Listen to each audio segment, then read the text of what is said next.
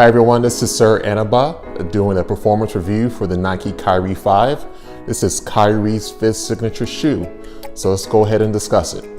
So starting off is the traction. The traction is a storytelling pattern based off one of Kyrie's tattoos. You have these little grooves in the color section, which did collect quite a bit of dust after I was playing on an average basketball gym court. I did have to wipe a couple of times, which I did not like. It kind of made cutting kind of difficult. Now the white portions up here were perfect. I didn't have any issues at all. I did like the fact that the traction pattern did all the way come up to the medial and lateral side of the shoe. So it was really great for doing bank rolls and cuts of that nature. So the traction wasn't as great as the previous models, but it wasn't bad either. So overall, the traction does get an up for me. For the first time since the Kyrie 1, we finally have some Zoom Air in the forefoot.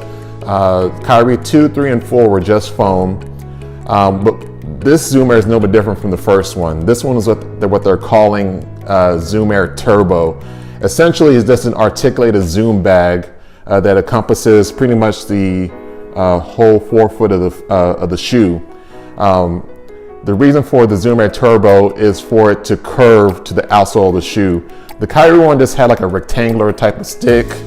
When I initially put these on, you can kind of feel a little bit of the Zoom Air, which was pretty good actually. But over time when I was playing, the foam, the Phylon midsole actually broke in. I can feel more of the Zoom Air, the Turbo.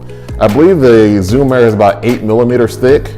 So which is, your standard Zoom Air measurement. It was really good. If you ever played in the Jordan 29 and the 30s, then they feel exactly the same. This time they didn't put any Zoom Air in the heel. The Phylon in the heel was still kind of hard, even after playing in a week and a half of basketball in these.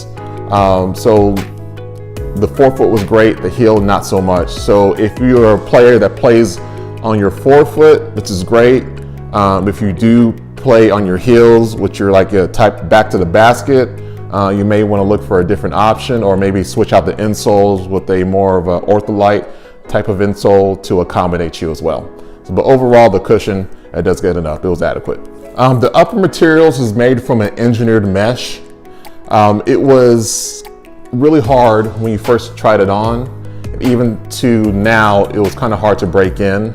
The point of the engineered mesh was to make it feel softer and out the gate just a bit more comfortable. If you ever played in the Kobe 8s, those are also made from engineered mesh, and they are really soft out the gate. I do know the point of having synthetic materials over leather is just to be a bit more flexible, but these were really kind of hard. It did take me some time to really break it in, but even now it's still not broken in.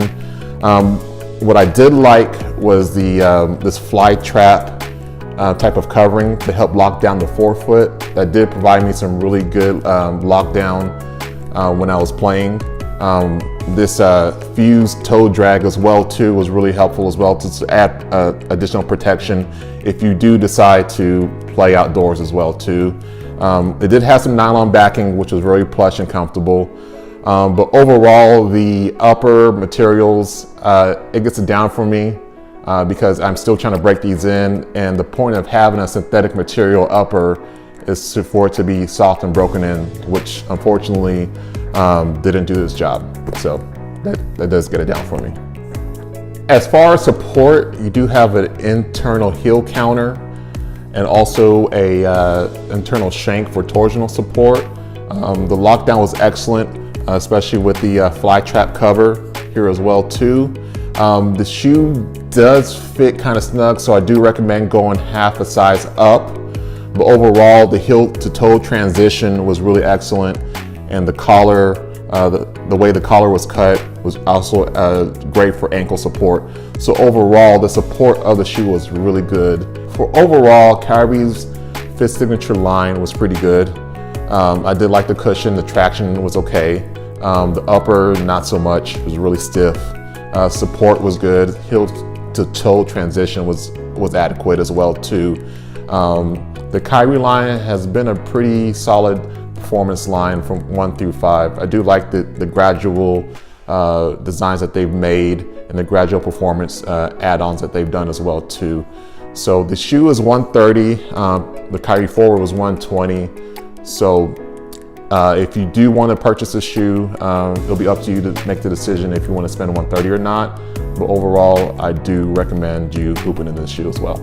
Anyways, thank you guys for taking a look at the video. Like, share, and subscribe. Also leave comments below on the comment page, any feedback as well too, be greatly appreciated. Okay? All right, guys, have a good one.